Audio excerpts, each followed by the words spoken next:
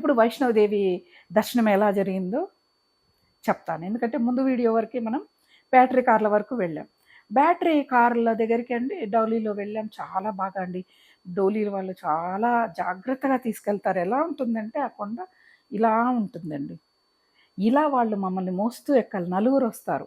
ఒక కుర్చీకి 2 కర్రలు కట్టి 4 వైపులా నలుగురు ఉండి మోస్తారండి వాళ్ళు.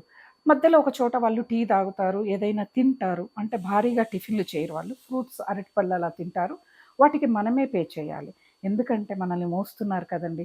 మనం చేయలేని దాన్ని వాళ్ళు మనల్ని అక్కడికి తీసుకెళ్తున్నారు అని అక్కడ వాళ్ళకు 500 ఇచ్చాము. వాళ్ళు తిన్నారు. కాసేపు వాళ్ళు కాళ్ళు, మొహం అవన్నీ కడుక్కొని టీ తాగారు, పళ్ళు తిన్నారు. ఒక 20 నిమిషాలు వాళ్ళు రెస్ట్ తీసుకొని మళ్ళా మా యాత్ర డోలీలో కొనసాగింది. మా వాళ్ళంతా గుర్రాల్లో వెళ్ళిన వాళ్ళు ఫోన్ చేస్తూ ఉన్నారు. బ్యాటరీ కార్లు వెళ్ళిపోతున్నాయి. ఇంకా లాస్ట్ అంట దర్శనం ఆపేస్తారంట అని. వెళ్ళాము. గబగబా వెళ్ళేటప్పటికి అక్కడ మాకేం చేశారంటే అండి ట్రావెల్స్ వాళ్ళు, మీకక్కడ భోజనం మధ్యలో ఉంటుంది. మీరు తింటారో లేదో అని మాకు పులిహోర, పెరుగన్నం ఒక్కొక్క మనిషికి డబ్బాల్లో ప్యాక్ చేసి ఇచ్చారు. బ్యాటరీ కార్ దగ్గరికెళ్ళే వరకి మాకు 2:30, 3 అయ్యింది. సరే అని మేము అక్కడ బ్యాటరీ కార్ వచ్చే వరకు ఒక అరగంట పడుతుందన్నారు. మా ఐడీలన్నీ చూపిచ్చాము. వాళ్ళు ఓకే చెప్పారు. పలానా చోట ఉండండి వస్తాయన్నారు.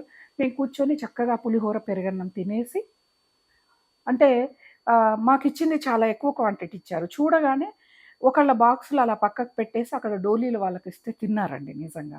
ఒక బాక్స్ మాత్రమే మేము తిన్నాం. ఎంగిల్ చేయకుండా వాళ్ళకిచ్చాం.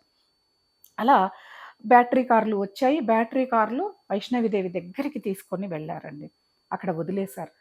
ఆ లోయ ప్రాంతం చూస్తుంటే అండి నిజంగా మనం గొప్ప అనుకుంటున్నాము. మనమే సృష్టించామని ఫీల్ అవుతున్నాము. భగవంతుడి సృష్టి ఎంత గొప్పదండి.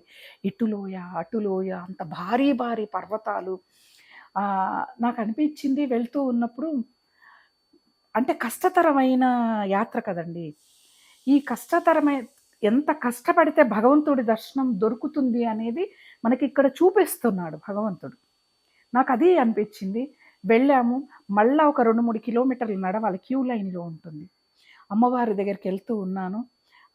ఈ పర్వతం మీద అమ్మవారు, పక్క పర్వతం మీద వీరభద్రుడు. వీరభద్రుడి దగ్గరికెళ్ళాలి అంటే ఇక్కడి నుంచి రోప్‌వే ఉంటుంది. అది ముందే బుక్ చేసుకోవాలి. మాకు తెలియలేదు. అక్కడికెళ్ళాక ముందు బుక్ చేసుకోవాలన్నారు. కాకపోతే మాకక్కడ ఇంకా సరే వీరభద్ర దర్శనం అవ్వదు అనుకున్నాను. అమ్మవారి దర్శనం అయ్యింది. చాలా అద్భుతమండి. ఈ వైష్ణవదేవి విశేషాలు ఇంకొక ఎపిసోడ్‌లో నేను మీకు వివరంగా చెప్తాను.